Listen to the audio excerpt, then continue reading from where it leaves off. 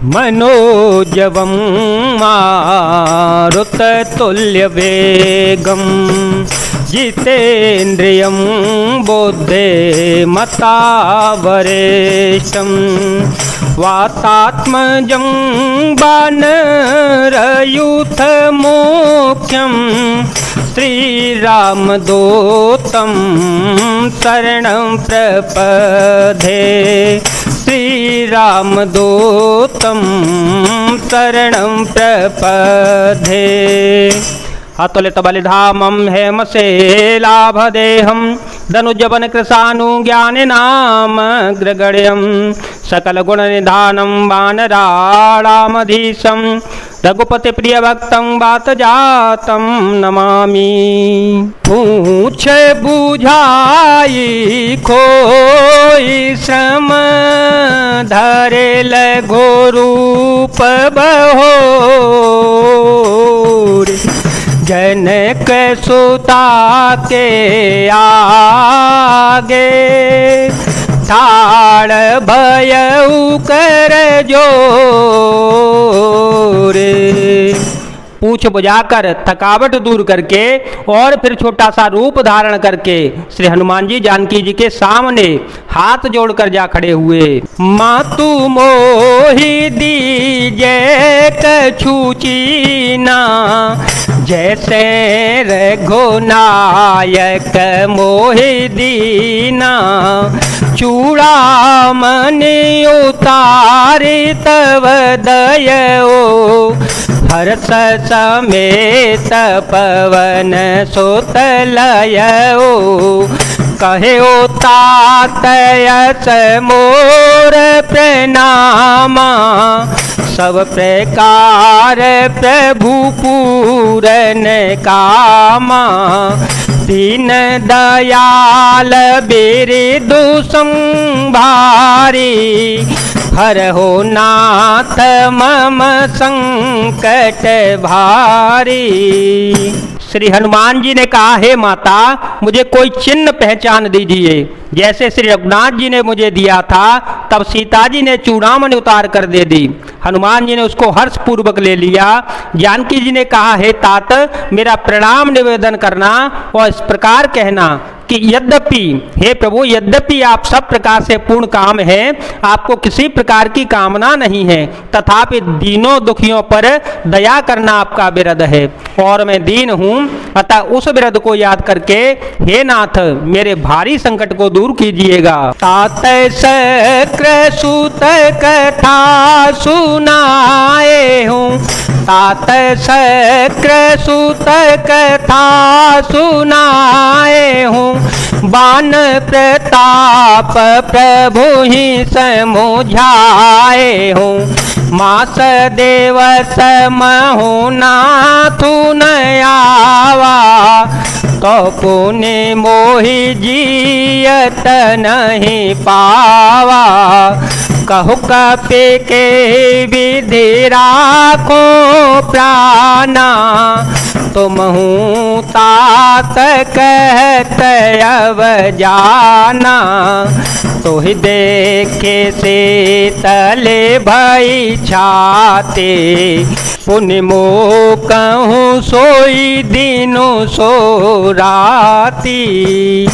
हे तात इंद्रपुत्र जयंत की कथा घटना सुनाना और प्रभु को उनके बाण का प्रताप समझाना, स्मरण कराना। यदि महीने भर में नाथ न आए तो फिर मुझे जीत ही न पावेंगे। हे हनुमान कहो मैं किस प्रकार प्राण रखूं। हे तात तुम भी अब जाने को कह रहे हो, तुमको देखकर छाती ठंडी हुई थी।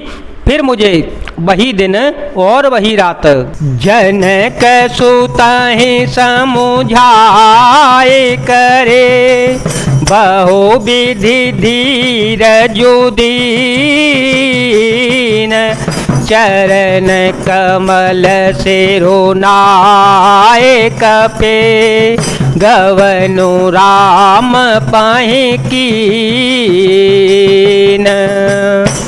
श्री हनुमान जी ने जानकी जी को समझाकर बहुत प्रकार से धीरज दिया। उनके चरण कमलों में सिर नवाकर श्री राम जी के पास गमन किया। चलत महाधुनि गरजे भारी, चलत महाधुनि गरजे भारी, गर्व स्नवहे सोने निशिचर नारी, नाघि सेंदुए ही पार ही आवा, नाघि सेंदुए ही पार ही आवा, शब्द किल किला कपि सुनावा, हर से सब बिलो की हनुमाना, नूतन जन्म कपिह तव जाना, मुख प्रसन्न तन तेज